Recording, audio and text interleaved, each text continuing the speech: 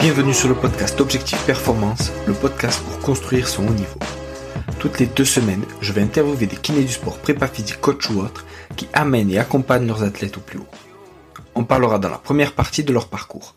D'où viennent-ils, où ont-ils étudié, voyagé et commencé leur carrière. Ensuite de ce qu'ils font actuellement. Qu'est-ce que cela peut nous apporter en pratique? Quel est leur sujet de recherche actuel? En quoi cela peut-il améliorer nos compétences? Et enfin, on abordera leur mentor, leur livre préféré et comment est-ce qu'on peut les contacter. Comme d'habitude, je compte sur vous pour mettre 5 étoiles à cet épisode sur votre plateforme d'écoute préférée.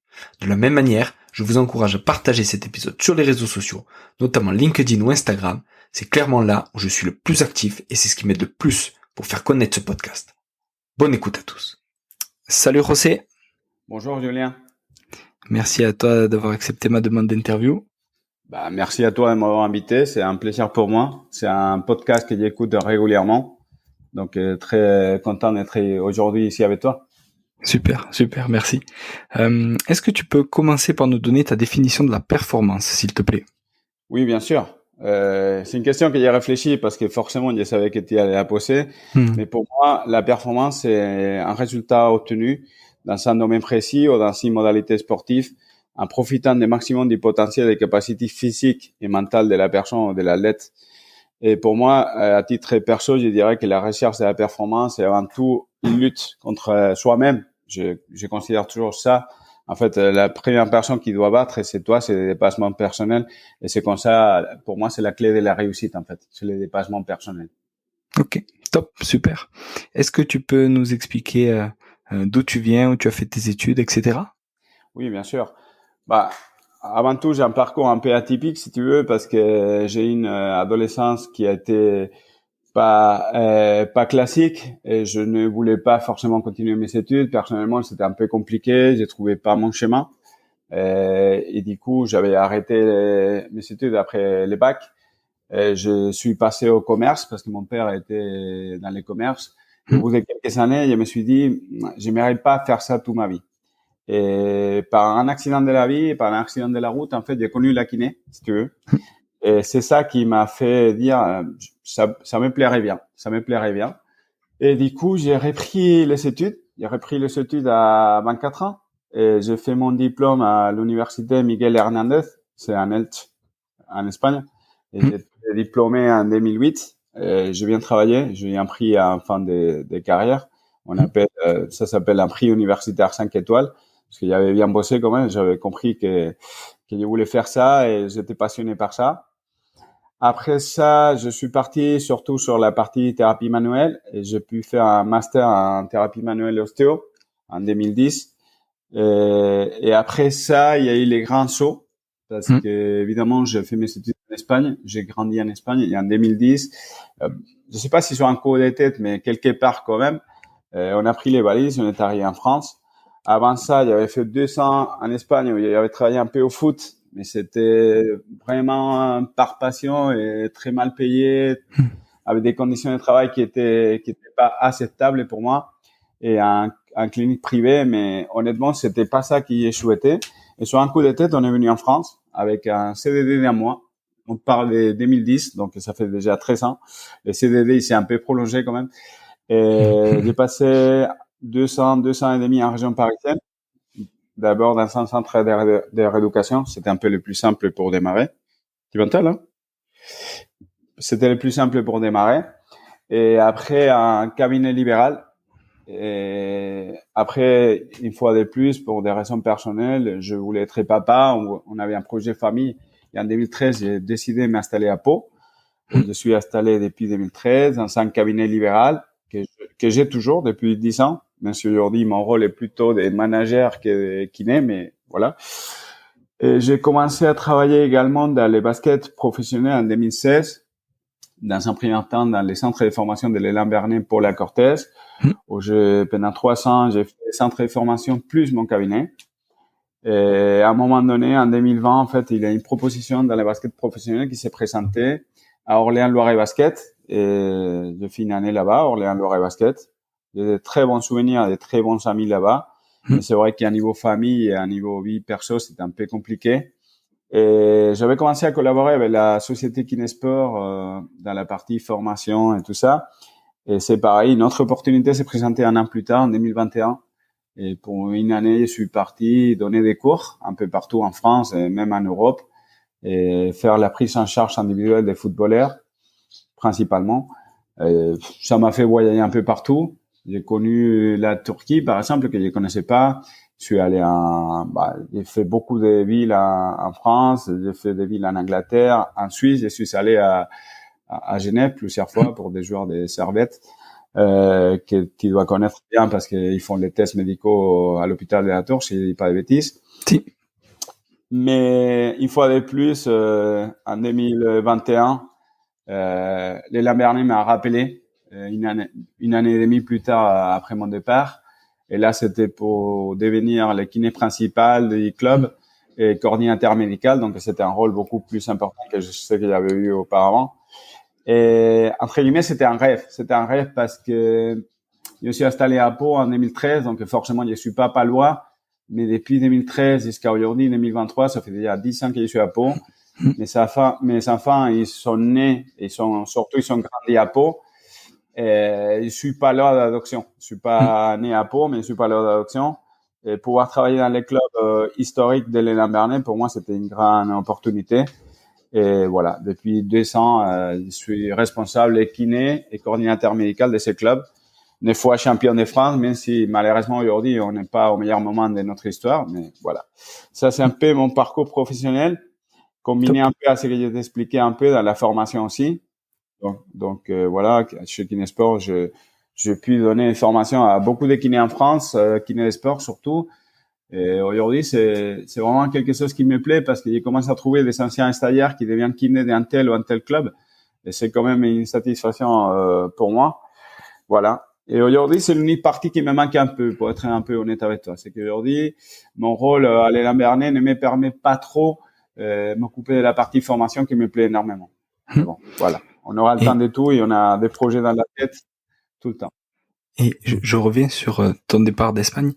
Qu'est-ce qui t'a motivé à quitter ton pays d'origine et aller dans un pays étranger? Tu vois, tu dis que c'est vous, donc je suppose que c'est avec ta femme. Qu'est-ce qui vous a motivé tous les deux et pourquoi vous êtes partis? Ouais. Bon, tu connais un peu les cas aussi parce que tu as fait la même démarche mais vers la Suisse. À un moment donné, tu sais, j'étais pas satisfait de l'embole qui prenait ma carrière en Espagne. Ça veut dire que j'ai fini en 2008.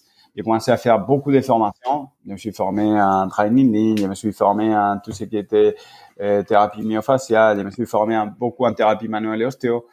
Et malgré ça, je voyais pas les résultats. Tu vois ce que je veux dire? J'étais un peu, je sais pas si dire frustré quelque part, parce que je voyais que je mettais beaucoup d'engagement et malgré tout, ça avançait pas dans le sens où je souhaitais. Et à l'époque, on s'est dit pourquoi pas tenter. Donc, quand j'ai dit vous, j'ai parlé de nous. En fait, oui, effectivement, je suis venu avec ma femme en France. On s'est dit en 2010, on s'est marié. Donc, déjà première aventure, le mariage. On s'était dit, on va quand même demander une homologation de diplôme et on sait jamais s'il y a une opportunité qui se présente. On a fait comme ça. Et finalement, on avait des copains qui avaient déjà fait ces schémas. Ça veut dire qu'ils sont venus en France. Et on s'était dit, pourquoi pas? Pourquoi pas? On va tester, on va voir qu'est-ce que ça donne, la kiné là-bas. Et du coup, au départ, on a pris un CDD pour un mois, tous les deux. On a quitté 2 CDI en Espagne pour 2 CDD d'un mois. Donc, c'était pas non plus les choix les plus intelligents sur les papiers, mais on savait que derrière, on aurait quand même des opportunités. Et aujourd'hui, c'est vrai que c'est quelque chose qu'on ne regrette pas du tout parce que même si je suis d'accord avec toi dans le sens où la kiné libérale en France aujourd'hui, elle va pas très bien. Elle va pas très bien. Mais ça m'a permis quand même de commencer ma carrière. Et pour moi, personnellement, c'est vrai qu'aujourd'hui, j'ai fait quasiment plus de libéral. Je ne fais quasiment plus. C'est vrai, il y a un cabinet. Mais moi, mon activité libérale aujourd'hui n'est que sur des soins hors convention. Donc, pour moi, ça me pose pas de soucis. Mais voilà, il y a eu beaucoup de choses, un peu de frustration professionnelle, je pense, des envies de se dépasser un peu, d'apprendre une nouvelle langue, d'avoir des nouveaux défis. Et c'était pas que pour moi, c'était pour nous, effectivement, parce on avait un projet à 2. Et aujourd'hui, un projet à 4 parce que les enfants, ils se sont additionnés. Voilà. Top. Et au niveau du basket, quelle blessure tu vois? Tu vois que ce soit à Orléans ou là maintenant avec Élan Béarnais, Pau, Lac, Orthez. Ouais. Aujourd'hui, on est en période de pré-saison. Donc, à cette période de l'année, on a beaucoup de problèmes de tendinopathie. Tendon d'Achille, tendon rotulien, c'est quelque chose qui revient souvent. Dans tous les sports, il y a une répétition des os qui est conséquente. Là, actuellement, on est sur une charge de travail qui est élevée quand même, parce qu'on prépare la saison qui va démarrer bientôt, au mois de septembre. Et actuellement, on a pas mal de problèmes de tendinopathie qu'on gère comme il faut. Au cours de l'année, en fait, je dirais que la blessure la plus fréquente au basket, c'est l'entorse de la cheville. C'est l'entorse de la cheville. Blessure que vous, à l'hôpital de la Tour, vous travaillez très bien et vous savez beaucoup étudier, et je regarde beaucoup ce que vous faites. Parce que malheureusement, socialement, on a toujours dit que c'est quelque chose de bénin, et pour moi, c'est bien faux. C'est bien faux. On sait aujourd'hui qu'il y a énormément de entorses première intention qui devient des ankles chroniques, instabilité. Ouais. Donc des chevilles qui deviennent instables. Et au basket, c'est un terrible problème, ça. Donc moi, je dirais la blessure la plus fréquente, c'est celle-là, c'est l'entorse de la cheville. Entorse des genoux aussi, on en a. Tendinopathie rotulienne, tendon d'Achille, ça revient fréquemment aussi. Et après, on a un peu de tout, parce qu'on a des fois des contusions, on a des problèmes poignets ou des entorses au niveau des pouces. La colonne du pouce souffre pas mal avec les ballons ou avec les adversaires, tout ça. Et globalement, c'est tout. Après, on peut avoir des lombalgies, on peut avoir des luxations des épaules, on peut avoir des acromions. C'est un peu moins traumatique que les rugby, par exemple, mais on a quand même des traumatismes, un peu à droite et à gauche. Mais voilà, je dirais surtout lésions musculaires et entorse des chevilles et genoux, surtout chevilles, et après tout ce qui est tendinopathie. Ça, c'est le plus fréquent. Top. Et justement, là, en pré-saison, comment tu gères la charge d'entraînement des joueurs pour éviter que leur on va dire tendinopathie un peu chronique flambe à ce moment-là? Tu vois, est-ce que tu t'accordes avec le prépa physique? Est-ce que tu mets en place déjà de la prévention, des soins, ou tu vois, comment tu fais? Ouais, un peu de tout ce que tu viens de nommer, en fait. Avant de commencer la saison, déjà, on fait un point. On fait un point prépa physique kiné. Donc, je collabore actuellement avec Roland Hospitalier, qui est un très, très bon préparateur physique. J'avais collaboré les années précédentes avec Guillaume Alquier, qui est aujourd'hui très connu dans le monde entier parce qu'il a suivi Victor Wembanyama à Paris-les-Valois la saison dernière, et il est parti avec Victor Wembanyama aux États-Unis, à San Antonio, du coup. Avec Robin, on a préparé la saison avant, donc on fait la planification, on met les staffs sportifs, purement sportifs, donc les coachs, dans les lots, parce que finalement, nous, on fait une partie, mais il faut que ça soit vraiment aligné à ce que les coachs ils vont mettre sur le terrain. Et après, pour tout ce qui est, nous, on a un système, on va évaluer la fatigue, un PRE, régulièrement. Et dans les cas spécifiques, ça c'est de manière un peu globale chez tous les joueurs, et dans les cas spécifiques des risques particuliers, si tu veux, on fait un bilan très complet, un bilan de saison il y a les bilans un peu obligatoires, cardio, podo, médecin et autres. Et dans les tests kiné, les tests physio-kiné, en fait, j'ai fait un check complet, articulation par articulation. Je m'en sers un peu de la méthode que j'avais pris chez Kinesport, ce qu'on appelle les quick scan. On a des mesures de force que je prends avec des dynamomètres aux plateformes de force. Et dans des cas précis, quand il le faut, je suis spécialisé dans tout ce qui est kinésithérapie invasive, comme on a nommé avant. Donc, je pratique l'échographie musculo-squelettique. Quand je vois qu'il y a des personnes ou des joueurs qui ont des antécédents de tendinopathie, assez rapidement, on regarde à l'image qu'est-ce que ça donne. Et on travaille aussi avec un électromyographie des surfaces pour voir un peu l'activité électrique. Et je mets en place un protocole tendinopathie où on a une information tous les jours des joueurs qui me disent les disconforts, raideurs ou douleurs matinales, et après, pendant la séance d'entraînement. Ça me permet de savoir si les jours J, j'étais optimal dans ma charge, Si un jour était à 2, le lendemain matin, il est à 4, c'est-à-dire, je me dis le matin, hier, j'ai fait la merde, j'ai ajouté trop de charges. Et finalement, on fait un following de la charge de travail, normalement, au moins sur 3 semaines. Minimum 3 semaines pour voir un peu l'évolution. On sait très bien qu'il y a une différence à niveau des questionnaires, des références. Donc, visa A, visa P, on a besoin de minimum 2-3 semaines pour un tendon d'Achille et minimum 4 pour un tendon patellaire, rotulien, pardon. Et du coup, on fait un suivi minimum de 4 semaines, mais normalement, je les prolonge au moins 2 mois, 8 semaines au moins, pour voir un peu l'évolution des patients. Et c'est ça qui me permet de temps en temps de dire au coach, lui, il va faire 75% de la séance, mais il faudrait quand même penser à les mettre dans une rotation ou les sortir. Aujourd'hui, on va les priver de la séance collective, il va faire juste un travail de prépa physique avec les prépas, ou préventif avec les kinés. Et évidemment, c'est une question que tu as posée tout à l'heure, mais après cette bilan des débuts de saison, tous les joueurs, ils sont un planning kiné, on va dire un planning physio accordé avec les prépas physiques. On met en place de la prévention. Donc, ces joueurs, on considère que la phase excentrique de son quadriceps est un peu faible et ça peut déclencher une tendinopathie rotulienne. En tout cas, c'est un facteur de risque d'apparition de la tendinopathie rotulienne. On va bosser sur ça. On trouve quelqu'un qui a une cheville instable, qu'on a parlé tout à l'heure, parce qu'il y a des antécédents des entorses trop importantes. On va mettre la prévention particulièrement sur la cheville, sur un épaule qui a été luxé à 1 ou 2 reprises, opéré ou pas opéré. On va faire de la prévention sur ça. Donc, il y a tout un tas de choses. Et il y a la partie prépa physique kiné on travaille coude à coude tous les jours avec Rowan, parce que finalement ça ne marche que si on va dans les mêmes sens. Ça sert à rien de répéter les séances parce qu'ils sont un risque particulier, faire les séances préventives avec les kinés et avec les prépas.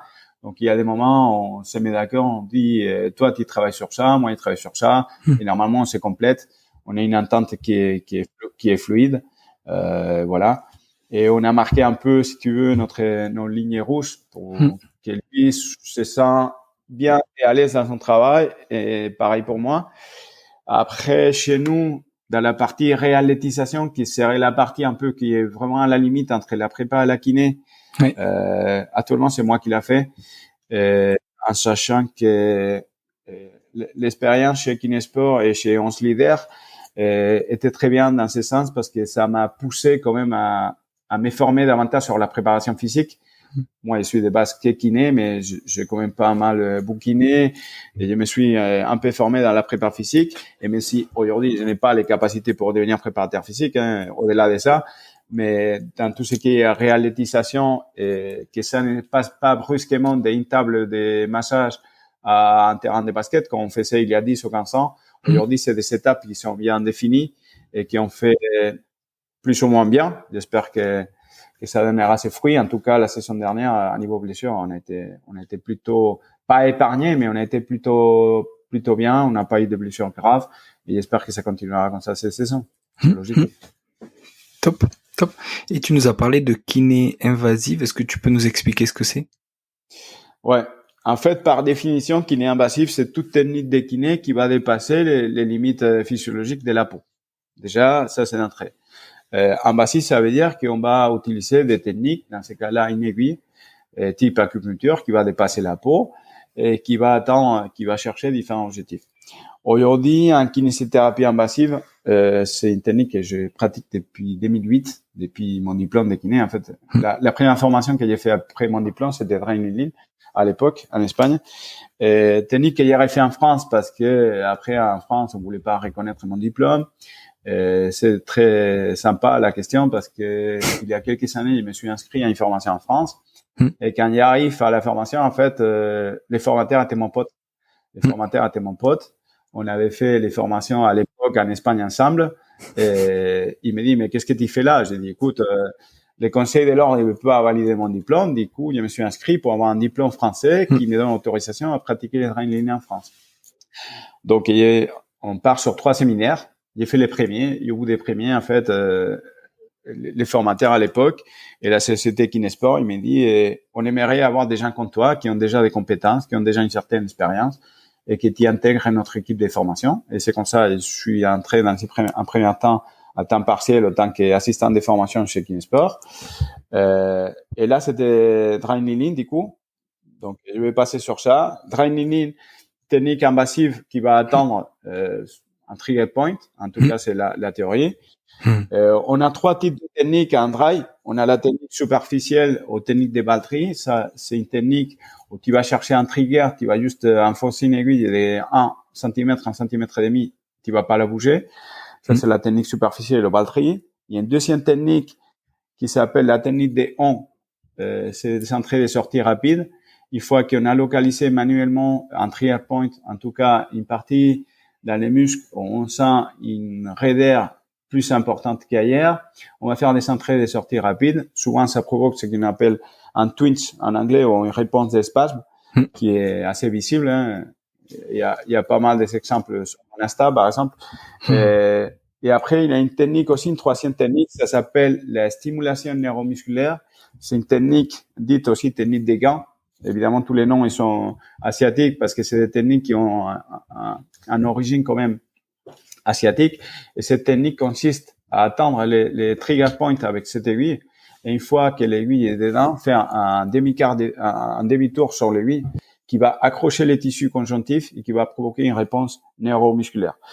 Ça, c'est la première technique, Dry Kneeling, technique qui a été pendant des années pas pratiquée en France, pas validée légalement en France. Heureusement, avec beaucoup de combats, on a réussi aujourd'hui, ça se normalise un peu, même si malheureusement, aujourd'hui, il faut dire la vérité, c'est que par rapport à là où tu travailles en Suisse ou en Espagne, la France, aujourd'hui, il a au moins 10 ans de retard par rapport à ça. Donc, ça, c'est la première technique, c'est le Dry Kneeling. Mais après, je travaille 2 autres techniques. La première, c'est la neuromodulation percutanée. La neuromodulation percutanée, c'est une technique. On va travailler également avec une aiguille. On fait la technique de manière éco-guidée, c'est-à-dire que je prends mon appareil éco, je vais visser les nerfs que je considère qui provoquent la pathologie ou la douleur. Un exemple très très classique et une application qui est extrêmement intéressante, c'est l'application de cette neuromodulation percutanée sur un nerf fémoral dans la phase aiguë après un LCA. Parce que comme on sait tous aujourd'hui, un des problèmes principaux aujourd'hui, c'est l'arthrogénie muscle inhibition. Ça veut dire c'est la incapacité à verrouiller ses genoux, à l'incapacité à chercher l'extension complète, notamment sur les bases médiales obliques. Et avec cette technique, ce qu'on fait, on va se rapprocher de l'épineuro sans rentrer à l'intérieur, de manière éco-guidée, évidemment. On va mettre une courante type TENS pour stimuler la transmission de la synapse du nerf fémoral pour obtenir finalement une meilleure contraction du quadriceps. Après, on peut être plus ou moins précis, aller chercher directement vraiment les bases médiales obliques ou rester sur la racine du nerf fémoral à la sortie du pli inguinal, chose qui est certainement la meilleure option thérapeutique. Et après, finalement, avec la neuromodulation, on peut avoir 2 types de protocoles pour 2 effets différents. Si on est sur un problème plutôt douleur, on a un programme qu'on appelle LTD, Counter Depression. Et là, ce qu'on va créer, c'est un programme qui dure 16 minutes. On travaille à 2 Hz, donc c'est un TENS qui est à fréquence basse. On travaille tout le temps à infradouloureux. Et ce qu'on va faire pendant 16 minutes, c'est envoyer cette stimulation sur les nerfs qui va se dépolariser, qui va consommer une quantité importante en calcium, en CO2 masse. Et du coup, petit à petit, la synapse sera moins importante. On va déprimer la synapse à niveau périphérique. Et cette manque de dépolarisation va provoquer des réponses à niveau, qui vont être conduites à niveau système périphérique par la corne postérieure de la moelle épinière et qui vont provoquer une neuroplasticité. Ça veut dire que on va provoquer dans ces cas-là une inhibition de la voie de transmission de la douleur, qui évidemment va être temporaire. Hein. C'est pas la technique magique qui va résoudre tous les problèmes, mais ça va nous donner une fenêtre de 48-72 heures pour pouvoir travailler de manière fonctionnelle chez ces patients-là qui est très douloureux, très tragique et qui est incapable de faire un tel ou un tel exercice. Et ça va nous donner une fenêtre thérapeutique pour pouvoir travailler. Ça, c'est du coup la première technique, la LTD. Après, on aura une autre manière de travailler. Parce que la technique LTD que je viens de te décrire, elle est plutôt orientée à l'inhibition de la douleur dans un premier temps. Mais pour moi, la technique la plus intéressante dans la neuromodulation, ce serait les LTP, Long Term Potentiation. Et là, en fait, on va chercher tout à fait l'effet contraire. Ça veut dire que on sait aujourd'hui que la douleur va provoquer de l'inhibition. La première cause d'inhibition, c'est la douleur. Donc, une fois qu'on a fait les LTD, on a pendant 48 heures ou 72 heures provoqué de l'inhibition, soulager ton patient à niveau douleur. L'intérêt, c'est qu'il travaille fonctionnellement, qu'il répète des schémas corporels qui sont corrects, qu'il améliore son contrôle corporel, sa proprioception, son contrôle moteur, on peut l'appeler comme on veut. Mais finalement, il faut qu'on soit capable d'améliorer son travail. Donc, pour améliorer son travail, pour avoir une capacité neuromusculaire qui est améliorée, on a la deuxième technique, la LTP. La LTP, c'est un protocole qui dure que 5 minutes. En plus, il est très curieux parce que sur les 5 minutes, tu fais 100 secondes de stimulation, donc quasiment rien, 100 secondes, à une fréquence beaucoup plus haute, entre 60 et 80 Hz. Et après, il y a 55 secondes de pause. Et là, ce que tu fais, c'est que pendant 100 secondes, tu vas bombarder vraiment tous les synapses à niveau du nerf, toutes les connexions neurales, qui vont dépenser énormément de calcium. Donc, dans un premier temps, sur les 100 secondes, tu es en train de la déprimer. Sauf qu'après, tu multiplies par 11 les temps de repos. C'est-à-dire que tu fais que 100 secondes de travail, 55 secondes de pause. Et les systèmes, automatiquement, pendant les 55 secondes, ils vont envoyer du calcium à l'intérieur, à l'espace interneuronal pour justement remplir les calciums qui a été dépensé. Et vu que le temps de repos est beaucoup plus important que le temps de travail, finalement, ce qu'on obtient, c'est une accumulation de calcium et on va améliorer la synapse. Et ça va nous permettre quoi? Ça va nous permettre d'améliorer la transmission, la vitesse de conduction à niveau du nerf périphérique. On donnait l'exemple du nerf fémoral, mais on pourrait donner d'autres exemples pour faciliter finalement l'activité neuromusculaire. Et cette technique, c'est une technique qui est vraiment étonnante, vraiment étonnante. Et sur les 3 techniques de kinésithérapie invasive, je dirais que c'est pas que ça soit ma technique préférée. J'ai pas de préférence, voilà, sentimentale si tu veux. C'est des préférences finalement dans les EVP, quoi. C'est la technique qui me donne tout le temps des bons résultats. Je dis pas que c'est une technique magique, elle ne l'est pas, mais elle me donne tout le temps des bons résultats.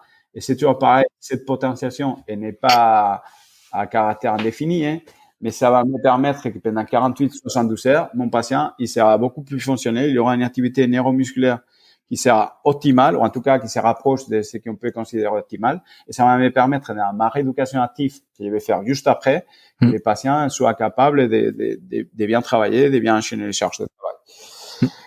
Et la troisième dernière technique, ça serait les EPI. EPI, c'est un nom commercial, si tu veux, c'est un kiné, un physio, qui a créé cette technique en Espagne il y a une quinzaine d'années. Il a mis son nom, il a enregistré EPI. Mais bon, en réalité, c'est l'électrolyse percutanée. La différence entre l'électrolyse percutanée et EPI, c'est surtout les types de courants électriques employés. La neuromodulation, en fait, ça s'est fait avec une courante tense qui n'a pas effet galvanique. Donc, qui n'a aucun risque de laisser, si tu veux, le tissu. Donc, la neuromodulation, c'est vrai que c'est une technique et si c'est pratique de manière éco-guidée avec quelqu'un qui a les compétences et l'expérience, honnêtement, c'est une technique qui a très peu de risques, surtout parce que l'éco, il empêche surtout d'aller piquer là où il faut pas. Et l'épi, en fait, la différence principale, c'est celle-là. C'est que c'est un courant type galvanique, donc, qui va avoir un effet oxydatif à niveau la localisation exacte de l'application du courant. Ça, c'est un courant type galvanique, du coup. Cette technique a été développée surtout pour travailler dans la tendinopathie chronique, parce qu'on sait très bien que dans la tendinopathie chronique, forcément, une des problématiques, c'est qu'au bout d'un moment, il n'y a plus de processus inflammatoires. S'il n'y a plus de processus inflammatoires, il n'y a pas de cellules souches qui vont migrer. Et s'il n'y a pas de cellules souches qui vont migrer à la localisation du tendon qui est atteint, malheureusement, il n'y a pas de régénération. Donc, cette technique va provoquer un micro-processus inflammatoire localement, là où il nous le faut, pour redémarrer cette machine merveilleuse qui est notre corps, nos cellules souches qu'il adore, qui vont arriver là. Ce sont des cellules, comme vous savez tous, qui sont non spécialisées. Donc, ils vont arriver là, ils vont dire, il faut qu'il devienne un ténocyte. Donc, grâce à cette technique et surtout grâce à la charge mécanique, hein, parce que finalement, pour qu'une cellule souche devienne un ténocyte, il faut une charge mécanique pour qu'il nous fasse finalement un ténocyte. Et cette thérapie, du coup, a été dans un premier temps inventée ou créée par le docteur Sanchez. C'est un kiné qui a fait un doctorat plus tard pour la tendinopathie, mais c'est vrai qu'aujourd'hui, il travaille sur des autres pathologies, notamment la lésion musculaire, avec des résultats qui vont plutôt dans les bons sens. C'est vrai que la littérature, pour l'instant, il n'y a pas tant de recul que ça, parce que comme on sait tous, il faut au moins 10 ans pour avoir une littérature scientifique qui est valable, mais ça va plutôt dans les bons sens. Et c'est les 3 techniques de kinésithérapie invasive que je pratique. Il y aurait une quatrième qui est l'acupuncture plus classique, mais pour l'instant, c'est mon choix est de me limiter à ces 3 techniques-là. Je pense que mon éventail est déjà assez large. Et voilà, ça c'est un peu la kinésithérapie invasive. Et les 3 techniques, et quand on les travaille. L'épi, c'est pareil, on les travaille toujours sur un contrôle échographique. Toujours. Voilà. Top. Si tu as des questions, n'hésitez pas, Julien, je suis là pour ça. José, comment tu organises justement, alors, tu as parlé un peu de ton travail avec le prépa physique, tu as parlé de ton cabinet libéral, comment tu organises une journée type? Bon, on va dire que c'est vrai que dans les baskets professionnels ou dans les sports professionnels, les journées type, ça n'existait pas trop, mais j'essaie quand même de trouver un équilibre parce que sinon on devient fou. Aujourd'hui, mon activité, c'est 80% mon club et 20% l'activité libérale, donc je passe quasiment tout le temps au club. Normalement, nous, on travaille sur un planning de lundi à vendredi. On a 3 jours, on a double séance d'entraînement. Il y a 2 fois par semaine, on a 15 séances, normalement les matins. Donc, une journée type avec double séance. J'arrive au Palais des Sports vers Nebert. Dans la première partie, j'ai fait prévention et soins. Tout ce qui est taping aussi, parce que au basket, il y a beaucoup de tape à faire. Après, normalement, l'entraînement, c'est à 10h30. Normalement, les joueurs, ils sont aussi partis des prépas physiques. En fait, au préalable, on détermine si les joueurs, ils viennent avec les kinés pour la prévention ou avec les prépas physiques pour la prépa physique. Et j'ai fait la partie tape. À 10h30, quand ils vont sur le terrain, je reste dans ma salle de kiné avec les soins des joueurs blessés. Quand j'ai pas des joueurs blessés, je vais à l'entraînement où je fais des tâches administratives. Et après, vers midi 30, il y a tout ce qui est soins de récupération. Je passe un peu plus de temps si on n'a pas la deuxième séance de l'après-midi. Si on a une deuxième séance, souvent les joueurs, ils ont envie de rentrer, manger, se reposer un peu. Donc ça, c'est plus ou moins long les soins de récup en fonction de si on a une deuxième séance dans l'après-midi ou pas. Après, normalement, de 12h30 à 15h30, c'est un peu parce qu'il y a un rôle aussi des coordinateurs médicaux. Donc, c'est la partie où je m'en occupe de tout ce qui est administratif, de prendre des rendez-vous pour les tests cardio, pour un test isocinétique, pour un spécialiste de la cheville, s'il nous le faut, tu vois. Et après, il reprend un peu mes affaires vers 15h30, où je recommence encore une fois avec tout ce qui est travail préventif et toute la partie taping. À 4h30, ils vont à l'entraînement, donc je garde s'il y a des joueurs blessés. S'il n'y en a pas, je vais à l'entraînement, je continue mes tâches administratives. Et après, de 18h30 à 20h30, en fonction des jours, on a tout ce qui est soins de récup. J'essaie de faire appel, souvent j'ai des stagiaires avec moi, ça me soulage un peu aussi. Et ça me permet de garder un peu ces côtés formateurs que j'ai parlé tout à l'heure qui me manquent un peu. Mais souvent, il y a des stagiaires en dernière année de kiné ou des choses comme ça. Et ça me soulage un peu, surtout dans les soins récup, parce que c'est des soins qui ont besoin d'être guidés, mais qu'un kiné en dernière année il est capable de m'épauler quand même un peu. Et ça, c'est une journée à peu près type. Après, mon travail au cabinet, en fait, c'est en fonction. Je planifie d'abord mon travail basket. Et quand j'ai des trous dans mon planning, c'est pas souvent, mais bon, normalement, j'ai une après-midi par semaine où c'est là où je place mes rendez-vous au cabinet. Ok. Top. Voilà. Ça, c'est à peu près une journée. Ouais. Et après, les week-ends, ça dépend des matchs. Et est-ce que tu as des mentors ou des gens qui t'inspirent, que ce soit en Espagne, en France ou ailleurs? Et un peu partout, hein. Il y a des Espagnols, il y a des Français, il y a des Anglo-Saxons, il y a un peu de tout. Moi, je suis comme je t'expliquais, j'ai travaillé beaucoup sur kinésithérapie invasive, mais la kinésithérapie invasive est dépendante de quelque chose qui est fondamental, qui est l'échographie musculo-squelettique. Donc, il y a deux personnes qui m'inspirent beaucoup. Dans ces cas-là, c'est deux Espagnols, parce que l'écho, c'est vrai que c'est quelque chose qui est un peu plus développé là-bas qu'ici. Mais il y a le docteur Pedret, qui est un radiologue espagnol, qui travaille au Barça et tout ça, qui est très inspirant. Et il y a une kiné, il y a une fille qui a fait les masters l'année d'avant moi, en fait, si tu veux. Elle s'appelle, aujourd'hui, elle a fait un doctorat, elle s'appelle Anna de Groot, et c'est vraiment une grosse inspiration parce que c'est quelqu'un qui maîtrise l'échographie quand très peu de personnes les font dans le monde. Oui. Voilà, ça c'est pour la partie invasive. Et après, moi j'aime bien bouquiner, mais je suis plutôt article que livre. Je veux dire. Et pour ce qui est articles scientifiques, c'est vrai que j'ai mes auteurs un peu préférés, mais c'est surtout des thématiques en fait. C'est surtout des thématiques.